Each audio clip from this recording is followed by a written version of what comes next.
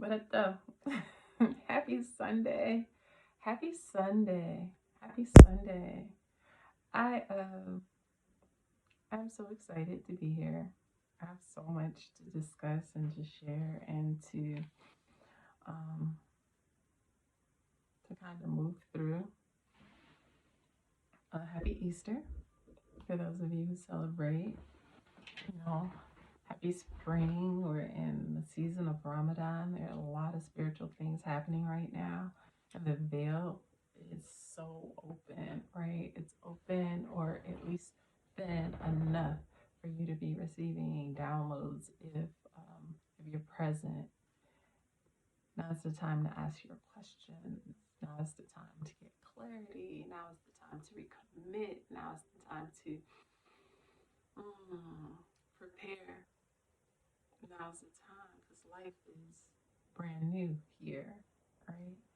And so, with that, yesterday, I have another video, and I don't know if I'm gonna post it or not, but yesterday I was driving in my car. I had such a powerful day yesterday, so productive, and when my brain got like, okay, I'm tired, I was like, let me go to the gym and work out. So I went to the gym, I worked out, sat in the sauna, talked to a Buddhist. Just my life. It's just the way it works, right? Got some new information. And then on my way home, there was just so much being poured into me. And I just want to share some of those things with you today because I think that they are useful and they fall in alignment with our high frequency living, right? They fall in alignment. And so yesterday when I was doing the video, like the words, they were there, but it was like something like, no, no. But today I feel free and clear, so here we go. Today, so here we go. So we are made in the image of the Most High, right? And we hear it and we say it all the time. We hear it and we say it all the time, but how does it resonate? What does it mean to you? Does it mean that you have been endowed with the breath of eternity, the beginning and the end of all things, all that ever is and all that ever was is already inside of you? Does it mean that you have the capability to create as you see fit your world?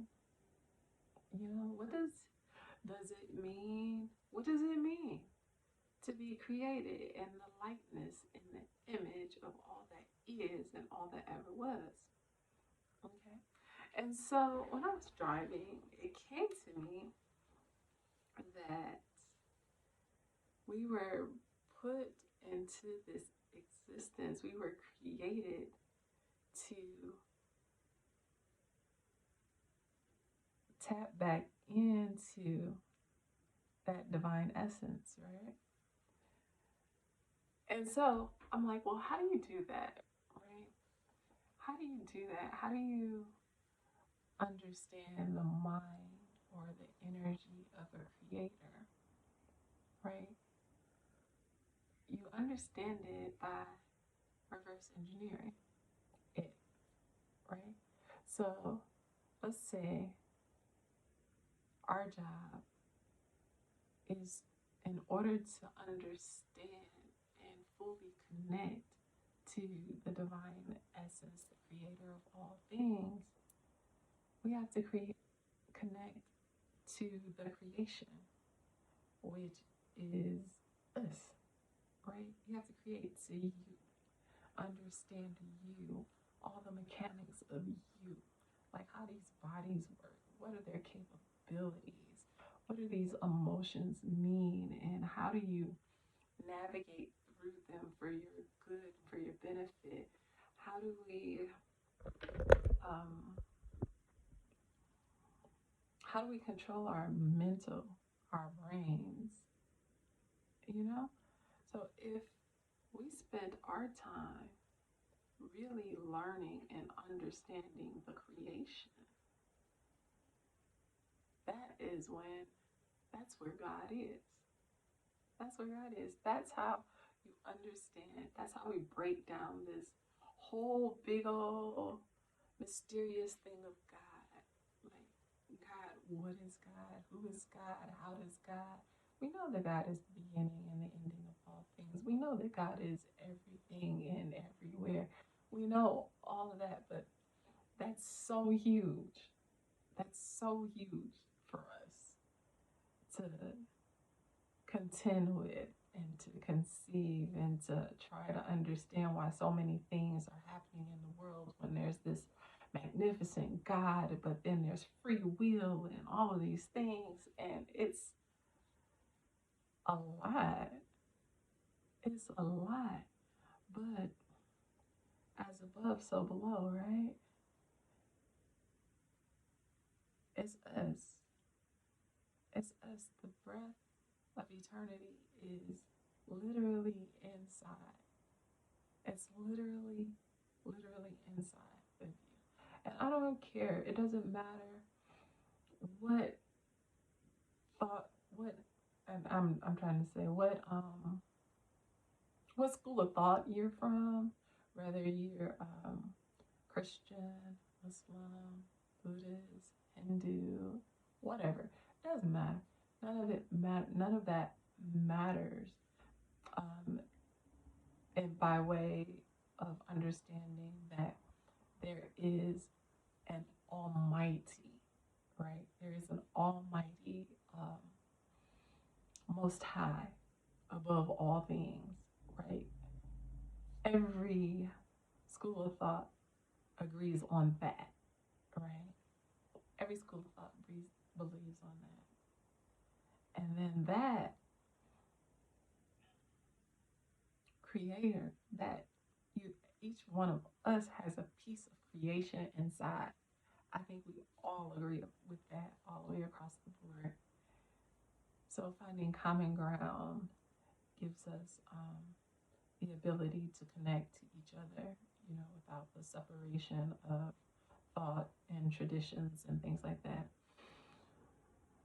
But